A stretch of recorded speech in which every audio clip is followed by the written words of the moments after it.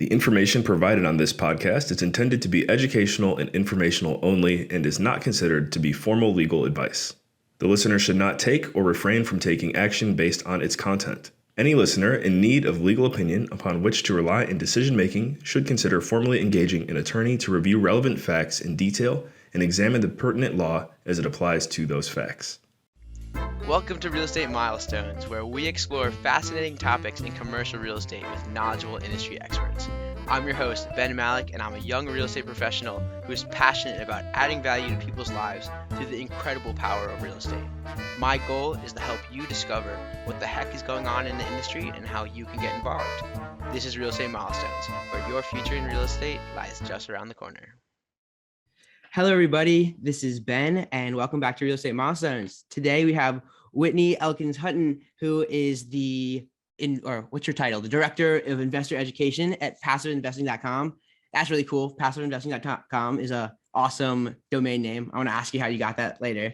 But can you just tell us a little? It's awesome to have you. We met at the IREC, the Intelligent Investors Real Estate Conference, where I met a bunch of our other guests, but a bunch of cool people there. It'd be cool to go back next year and meet everyone again.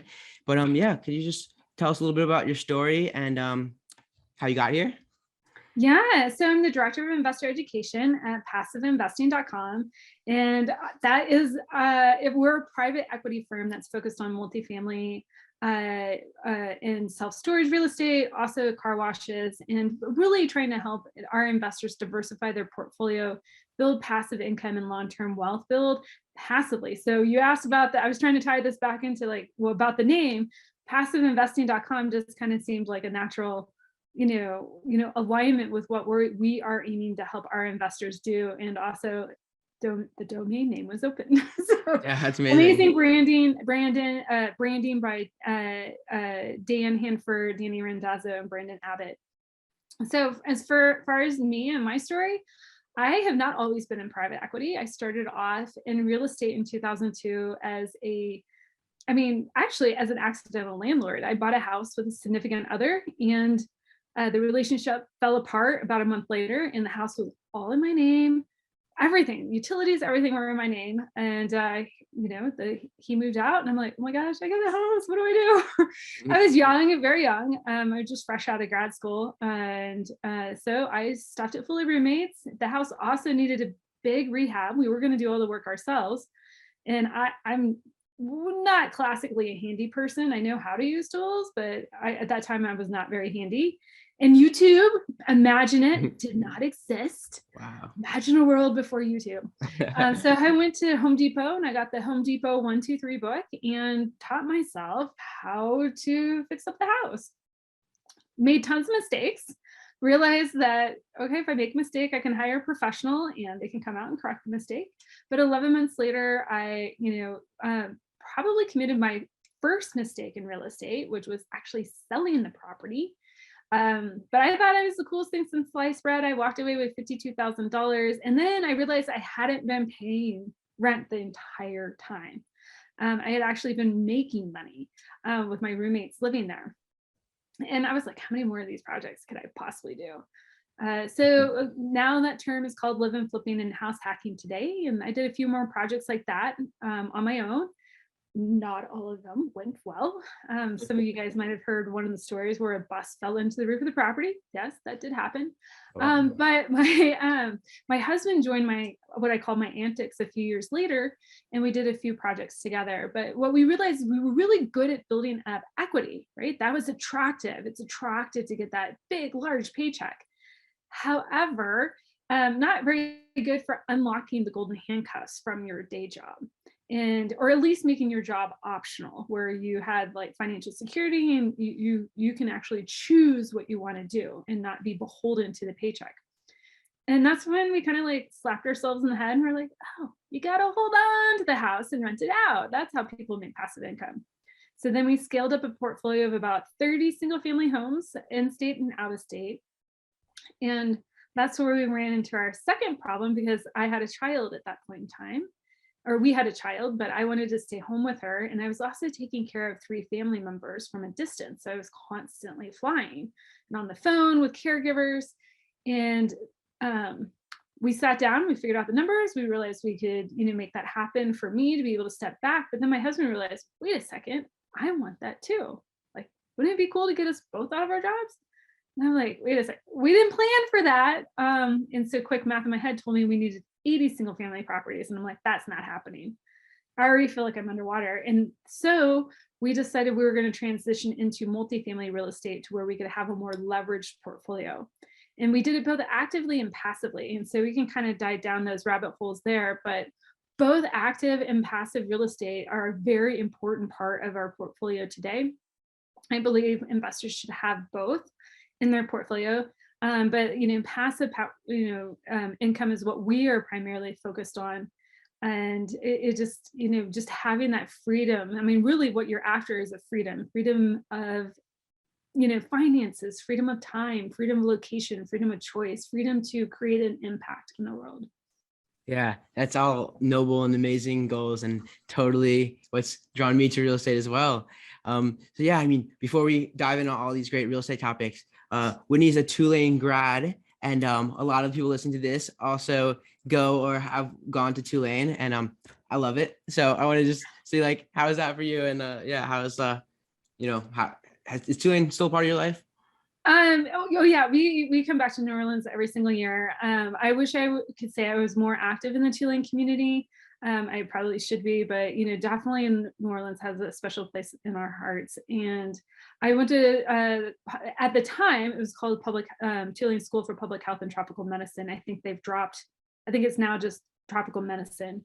And anyways, they've renamed the school since we've been there. And anyways, it was an amazing time. I loved, the education that I got there, and as well as just the town. I mean, New Orleans just like leaves a mark on you in more ways than one. We won't go into all details. Yeah, you have, if you know, you know, but definitely a magical place. I mean, there's no other place in the country where you ask someone how you're doing, or someone asks you how you're doing, and like they're actually asking a question, like, and they want an answer, and like you say, oh, it's not good, like this is a problem. They're like, how can I help you? And like they're serious. There's like a level, there's just a magic there where people are, there's a community and people are here for each other, and it's not like people aren't caught up in their own world. Like there's something that we all share. And I mean, I felt that when I went to Europe.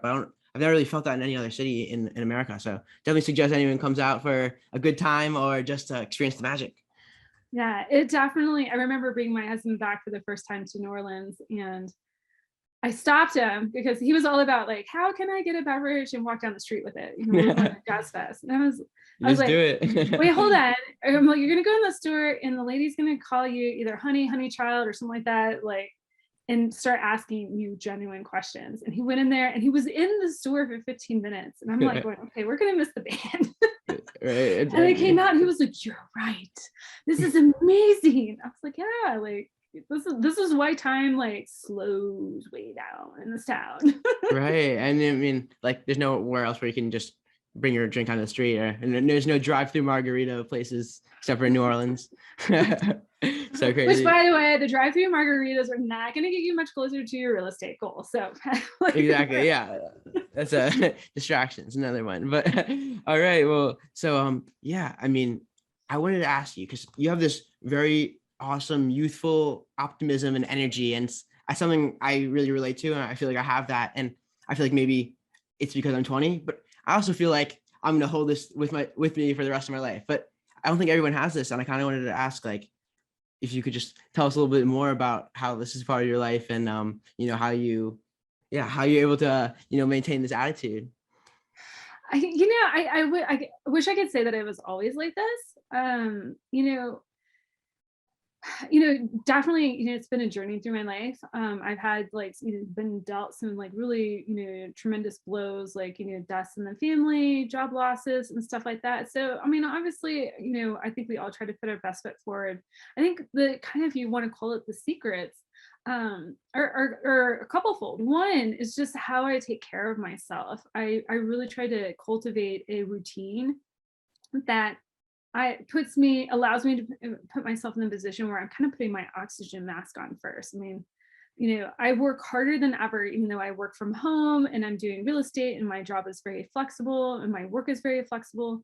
but I have a family, I have a child at home, we're homeschooling. So it's all about like getting good rest, getting good exercise, eating really well, having, cultivating the mind. Before the show, you and I were talking about growth mindset, feeding the brain first thing in the morning, like a bunch of like, good stuff, not only like food and energy and water, but also like, mindset, like how can you listen to or read something that's going to impact your mindset in a positive way. Not picking up the phone and looking at everybody's emails, everybody else's priorities, which tend to distract you or derail you from that happiness.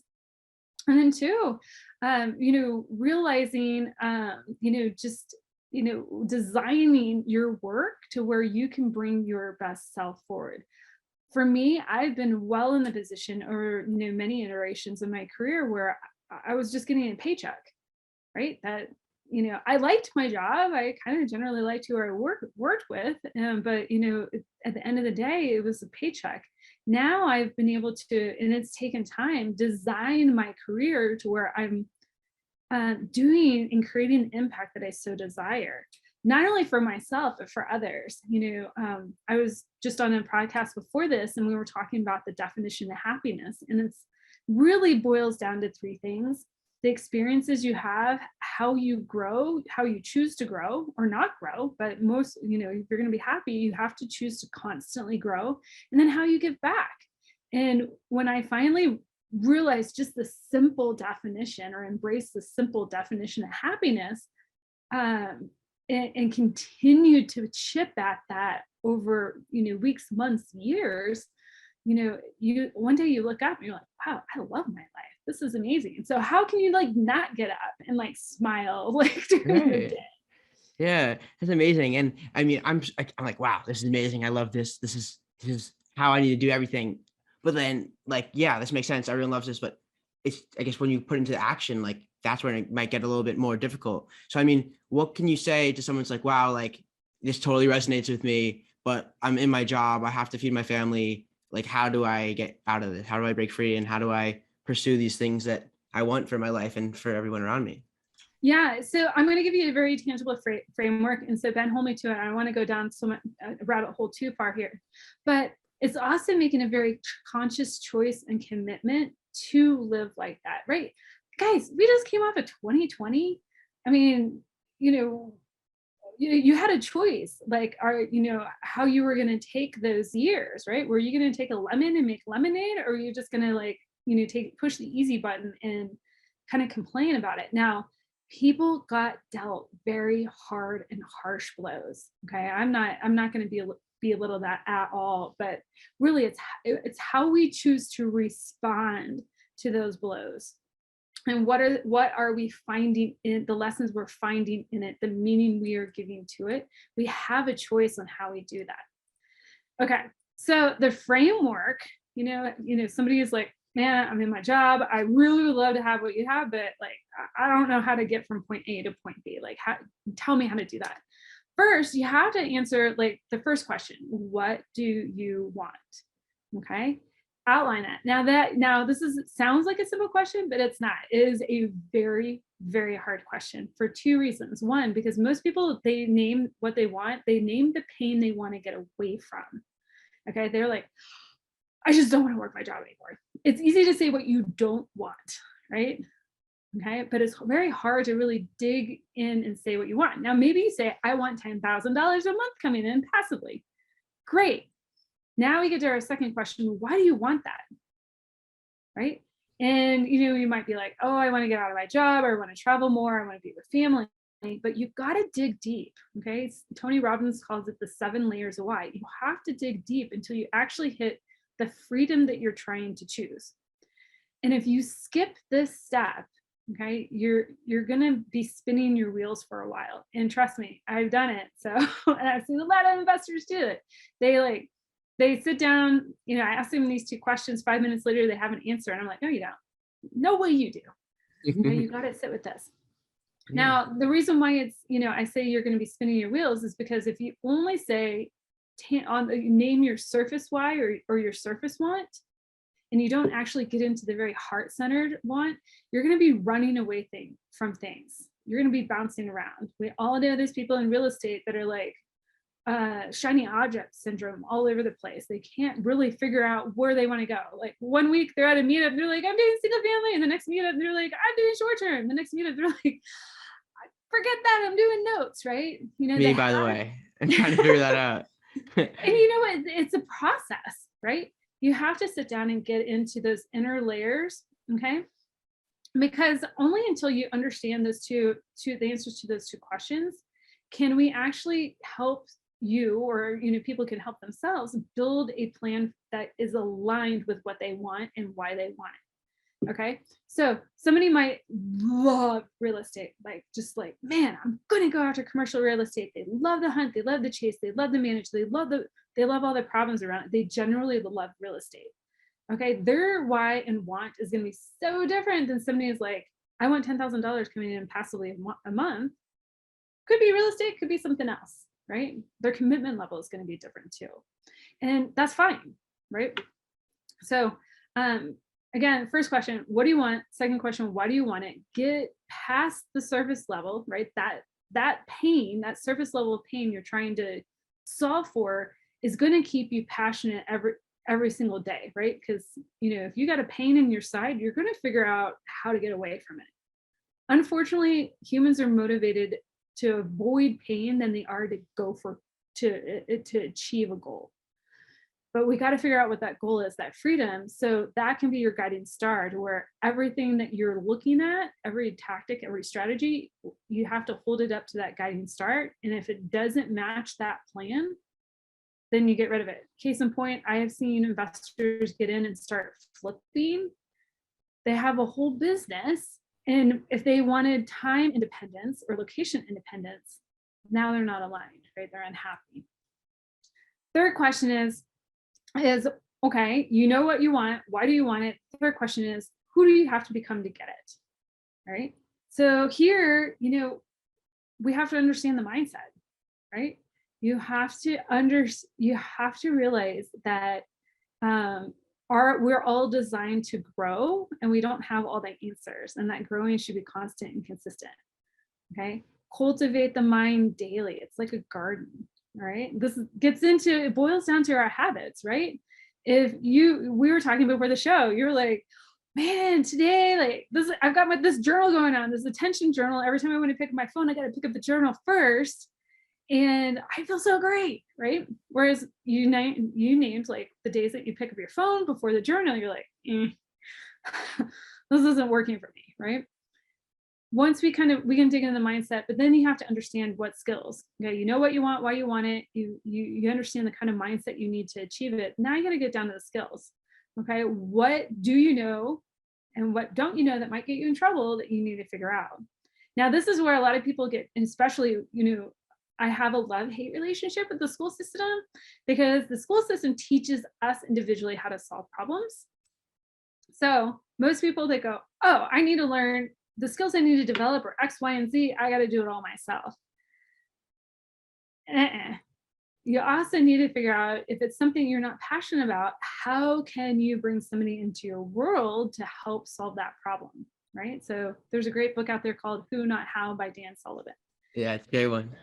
Yeah. So, and then you just got to read the title though. You don't have to read the whole book. You should read the whole book, but the title really says it all. Here's exactly who, not how, right? It's pretty self-explanatory. Mindset switch. You can really shortcut it, but you would be missing all the stories, because what I love about that book is that there's a ton of stories that are told, and if it were really that simple in the title, if we all really got it when we read the title, we would all be masters of our own domain, and we're not. Yeah, it's so true. Yeah, I know. It definitely gives you situations where like, oh, this is how you could apply it. And it kind of like broadens your understanding of the question, like really what it means. And so it's like, also makes it so like, I don't forget this question. It doesn't just fall down to the bottom. Like it's still in my mind. It's hard. I don't have enough liquidity to pay people, but I still try to figure out ways I can align myself without a monetary exchange to accomplish something with someone else. This is really cool. Oh, absolutely. Yeah. I mean, Tulane has a great program. They have like an intern program. So even you might be somebody who, in order to learn the skill, in real estate, maybe, there's so many different ways. But the last piece of that, so we got the mindset, the network, and then, the mindset skills. And the last piece is the network. And so, who needs to be in your world to help you cultivate the mindset, help you cultivate the skills, help you level up your thinking, level up your game. Jim Rohn, I think most people, if you've been in real estate for any length of time, you've heard the quote by Jim Rohn, which is you are the average of the 5 people you spend the most time with. And that goes personally and professionally. And it's really hard to level up your professional game and leave your personal game behind. You have to do both. You have to level up the whole person. So putting yourself in community, it could be like with a mentorship or a meetup group, or getting a coach, or joining a mastermind. If you have no money, like when I started off, like I listened to podcasts and books. Like I surrounded myself with those people that I wanted to learn from. Could I hire Tony Robbins as my coach? No, but I read a lot of his books. So could I hire Gary Keller as my coach? No, but I devoured every single thing that he put out. And so, again, building those networks, tangibly and intangibly, can work for you both.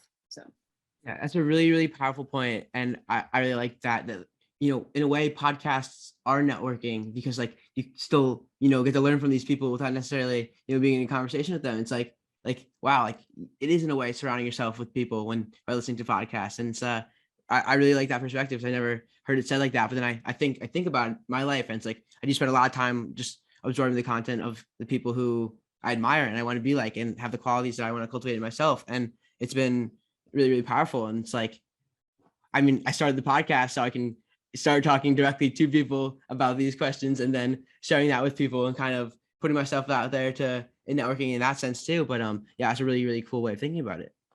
Here, kind of a take off on that. Somebody who's really like outgoing and extroverted, might start a podcast, right? Like you just said, but somebody who's like more introverted and they're just like, oh, I don't know if I can start a podcast. Great. Find 2 or 3 podcasts that you just love listening to, that you're learning a lot from, and reach out to the guests on those podcasts and start networking that way. For me, that's what I did. I have only begun to learn during COVID how much of an introvert I truly am. So, but that's really like, it dawned on me. Like these people are, the guests are putting themselves out there. They want people to reach out to them. They want them to know what they're doing. And so that's fair game. Like they're giving me their email. Like, yeah, I'm going to email them. So. Exactly. And it's like, there's this mindset. I feel like, who am I? Like, I'm just a person who admired them, like had a question about them. Like, why should I reach out to them? It's like, you got to kind of get over that. It's like, first of all, even if they don't respond, what's the worst that can happen? Like, they don't respond, right? Best thing that can happen is that, kind of like my story, it's like, I read Hunter Thompson's book. I reached out to him. He connected me with Adam Carswell. Adam kind of gave me the push to start this podcast, led me to the Intelligent Investors Real Estate Conference. Now I'm meeting people like you and meeting all these people who I admire, and like this elevated my ability to surround myself with the people who I want to learn from. It's just like a crazy rabbit hole just by taking that first action and just like, not being afraid, I guess. And it's like, yeah, I kind of wanted to ask you a little bit about this, that, when you don't fall into, or when you don't like really do a habit that you're trying to cultivate, or you slip up on something that you're committed to, like there's a tendency to kind of like judge yourself. It's like, oh, I'm not good. Like I messed up. Like, and I've like caught myself doing that. Like when I, like the day before when I was using my phone, I was judging myself. Like, why am I doing this? I know I want to stop. And like, I was kind of like putting myself down with judgment. Kind of want to get over that, but kind of like, do you have a perspective on this topic? Yeah, definitely. And before I forget, I think this should be mandatory reading for like any teenager or college student, but young adult, is the book The Third Door. And guys, I blanked on who the author is, but it's such an amazing story. It's a true story about a guy on how he built like his network. And I mean, his whole goal, he was like, in 2 years, I'm going to get Warren Buffett and Bill Gates. Like, I'm going to interview them and publish the interview. And just like the whole journey, on how he was able to secure those interviews. And long story short, I mean, he was like 18, 19, 20 years old.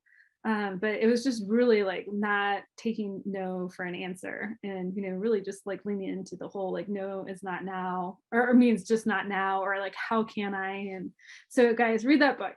But as far as like judgment, self-judgment, I think this, I think there's a lot here to unpack, because we have to understand, where does that self-judgment actually come from? And it comes from that we've violated internally a belief or a value of ourselves. Where did that value or belief come from? Did we build it ourselves, or was it placed upon us, by parents, by family members, by the school system? So, and here's the thing, like, we can go down that rabbit hole, or you want it. I love talking about that side of mindset. But when you learn how to cultivate resourcefulness and resilience, okay, and don't mistake resourcefulness with resources. So we only have so much willpower. Okay, willpower is a resource.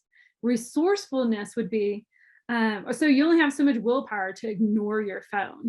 At some point in time, if it's not out of the room, it's going to ding, it's going to flash, it's going to call your attention somehow, some way. It's going to buzz, it's going to beep, or you need to go to it to get directions, right? Resourcefulness would be like, how can I, remove myself, in this case, from the phone, right? Like, what are all the different ways that I could break that tie? Okay, we can extrapolate that to real estate, right? Like, a lot of real estate buyers, they get stuck because they're like, I don't have any money to get started. Well, then the question is like, how can I get the money in order to get started?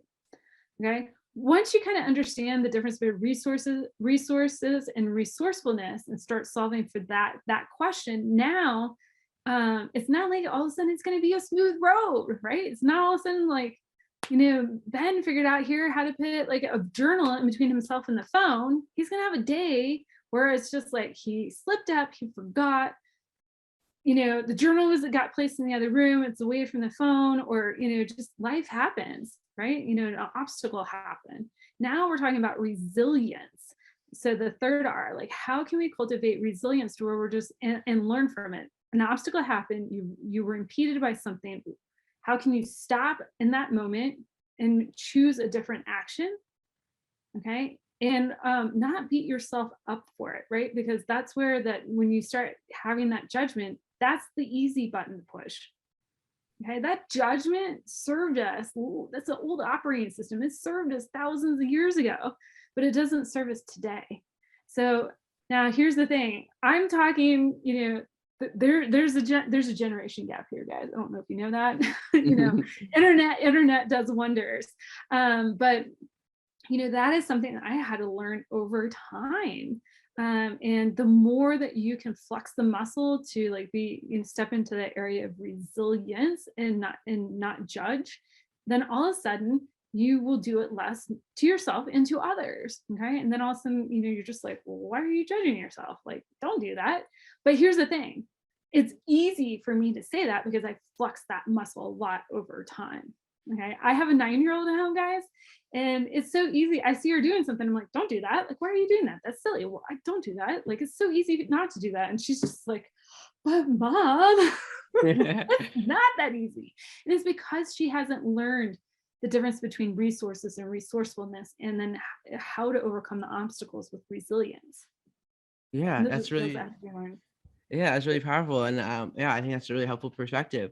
I think that so you kind of mentioned it before, but this whole shiny object syndrome, I definitely suffer from shiny object syndrome. I definitely have a lot of analysis paralysis too, because I am pretty detail oriented and I want to, kind of figure out how it's going to work before I just do it. I mean, I do also like taking action and learning through experience and through failure, but like still want to have a plan, like a general understanding, like how it should look and the different things that come in or the things that I'm gonna have to react to. But I mean, how do you kind of, I'm trying to think of how to phrase it. Like, so I guess I've gone pretty deep into my layers of whys. I'm not to the end, because otherwise I would have the exact next step in the path that I think I want to be on. But I mean, how do you kind of like balance all these different things you're passionate and curious about that all like somewhat get you to where you want to go and fall in with your passions, with also focusing on that one thing and developing traction in one thing and having the compound effect work wonders in a specific way that is there also happens to be a way to get you to where you want to go. If I think there's a lot there, but can you unpack that? There is a lot there. So, the why, knowing your why, what you're doing something doesn't lead into execution. I think that's, what people kind of, a lot of people kind of confuse that. Understanding what you want and why you want it, it creates a North Star on which for you to kind of judge on all these thousands of things you could possibly do, whether they're actually aligned. Okay, so I think of it like a funnel, right?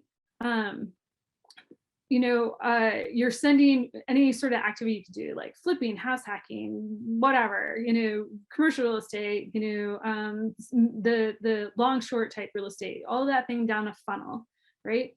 And if you understand your why and what you want and why you want it, that only those things that match up and align with what you want and why will make it all the way down the funnel. Okay, so again, it's not an execution problem. It's probably just not fully understanding that kind of guiding star.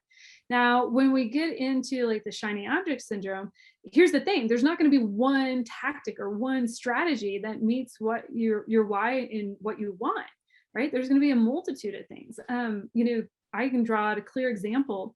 One of my goals for the year was to get 4 short-term rentals. Okay, now here's the problem. A lot of people would say that's an amazing goal to have. You can attain it.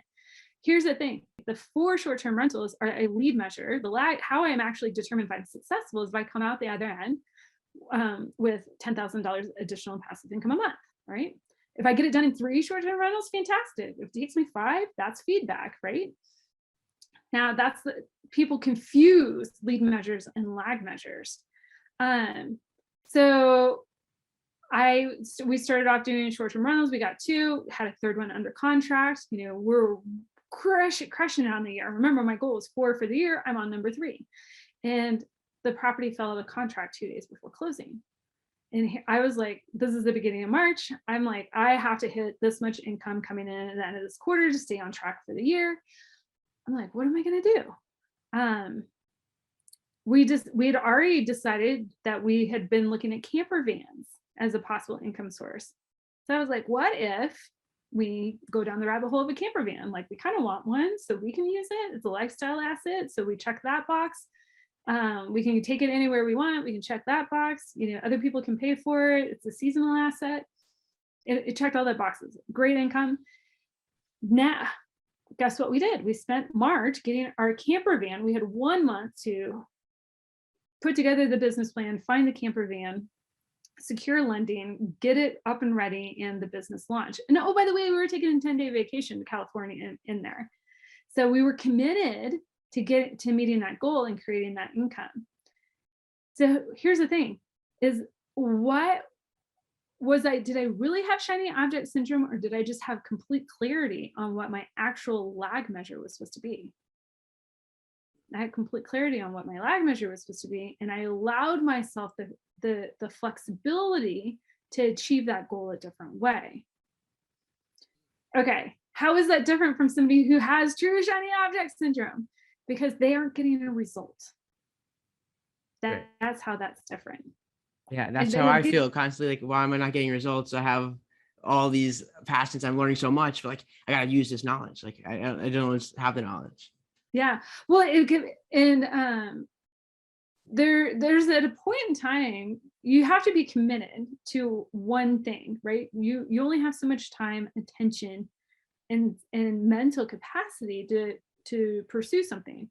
So it's not which one you do, is which one first, right? For us, it was figuring out the short-term rental. Which one first? Short-term rentals.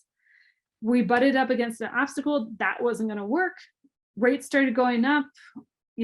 property prices were skyrocketing. Now I'm competing with the full-on market. We took the opportunity to pivot to something else. All right. But we put all our full time and energy. We weren't looking at camper vans the whole entire time. We were looking at short-term rentals. So does that kind of like help you understand that it's just which one now, and not like which one only. Brandon Turner has an amazing like visual that if you ever hear him speak, he's talking about building bridges, to Freedom Island. And he goes, what a lot of people end up doing is they'll build a flipping bridge, and they get partway through, and then they start doing a burr bridge, and then they get partway through, and then they start doing like a buy and hold bridge, and then they start doing short-term rentals, and they have like 5 bridges that are all halfway built to their goal, that none of them are complete. So it's having the commitment to complete a bridge, and the resilience to understand when you do need to pivot a tactic. For us, it wasn't the short-term rental that was the bridge. It was the cash flow that was the bridge. So you have to understand what your true goal is. Right. Yeah. I mean, that definitely makes a lot of sense. And also, I want to make sure you have time for the lightning round, but just kind of the follow that up. I mean, I have like a lot of times I'm like, okay, like this sounds cool. This is a good place in real estate. Like this will get me to my goal and will help me develop the skills that will get me to my ultimate goal. But then I have like a trepidation about the market. It's so hot. Like there's look how far the prices come out. Like that's last year and it's half the price they're asking for now. It's like, makes you like, okay, like is now just not the right time? Like, should I do it later? It's like, but like, I still want to be taking steps towards my goal, and all of them involve investing in real estate. But if I think all real estate investments are too hot, then I can't get towards my goal. So, I mean, kind of, is there a way to get over that? Yeah. So, especially when you're first starting off, that first like deal or two consider that education, right? You're going to learn so much more by getting those first like 1 or 2 deals actually done than you would if you never got started. It's the price of tuition. The first 1 or 2 deals are not going to get you rich. Okay. They're not going to solve like the long-term goal. If your long-term goal is like 10K a month, like and you're buying single family homes, and renting them out long-term, you might make $300 or $400, $500 a month, maybe on a house. Okay. So it takes time. And so there's a few, just kind of button it up and really succinctly, you have to get started. Getting started is more important. You can't take your first 1 or 2 deals and expect to solve that long goal of yours. Okay. That means if you think you've got that confusion, that goal is not small enough for you to achieve. You haven't broken it down into a milestone. Maybe a better thing is, say your goal is $10,000 a month, maybe, and you're going to give yourself 10 years to achieve it. The first milestone is, how do I get $1,000 of extra income coming in a month this year? Could you buy 3 properties that cash flowed $333 a month? That's the first milestone. Now you've got to win. And you're on the path to achieve that larger goal. So the goal, that larger goal, is just to keep you appropriate in the moment. It isn't actually to achieve it. And that's where a lot of people get confused, is that large goal isn't broken down enough to something they can tangibly achieve this year, this quarter, this month. So I encourage you to do that, kind of break that down a little bit better. Now, real estate's a long game. The other thing that I would say to that is, real estate's a long game. You got to get started. I bought property that were questionable, like even 2 years ago, with the cash flow, but the prices have gone up and to the right, and the rents have gone up, and now they cash flow just fine. But if you never get started, there's no way. You're going to lose 100% of the games that you never play. Yeah. Well, that's amazing. I'm glad I asked the question, because you spoke directly to what I'm trying to figure out. So I hope that helps a lot of other people as well. So let's get into the lightning round. So what superpower would you want if you could choose any? Oh my God. These are questions that my daughter, she asked me this while we were on a hike in Yosemite like a couple weeks ago. And I'm like, I still like didn't answer the question. I was like, I don't know. I don't know. Okay, if I'm going to channel like my inner Marvel, like the character in Marvel that I really love, I love two of them. I love Dr. Marvel, or not Dr. Marvel, Captain Marvel, and I like Doctor Strange. So bending time, and then just like, just being a badass. So. Yeah, yeah, that's awesome. I like Iron Man, because like he didn't even have to use some supernatural power to accomplish his goal. Like he figured it out. Like he created the way. And I love that. Yeah, definitely. Yeah. Oh, the same thing can be said for Doctor Strange. I mean, he came, True. he had he was dealt a very harsh blow in life, and then he had to learn how to go against everything that he ever learned to tap into a higher level of himself. Yeah, amazing. So what's your favorite book, or what's the one that's helped you the most? And the book that I recommend the most, that I love the most, is called The One Thing by Gary Keller and Jay Papasan. And so a lot of people, look at the book and they're like, I have more than one thing. Yes, you do. We all do have more than one thing, but it's a book about how to create alignment in your life with what you value most, and then put that into action. And so, it helps solve those alignment, issues that people get into. It helps solve those planning and 90-day target issues that people struggle with. And also just like, how do you get all this work done in, only 24 hours a day and maintain sanity? So it's a great book. So what motivates you to continue every day? Well, giving back. And so, giving back to my family and giving back to my community, and just, understanding like I feel so blessed to have come so far in real estate and have figured out a lot of things out that are still tripping other newer investors. And I have an abundance mentality. And I think a lot of people, when they get further into the real estate career, there's more than enough to go around to where everybody can, be successful if they choose and commit to want it. But here I think about it, when I say my family, I know a lot of people say that, but just think about that. Like, if you choose to have a child at some point in life, or if you know a child, if you already have a child in your life, or maybe you're in big brothers or big sisters, that person, that young person, if you can set them out on the right path, just think about the thousands and tens of thousands and millions of people that person could possibly impact throughout the course of their lifetime. So there's a lot of important work to be done at home and in the community. I really love that. So what advice would you give to someone who wants to follow in your footsteps? Besides all this amazing stuff we've already heard in the episode. How much time do we have? Let's see. Let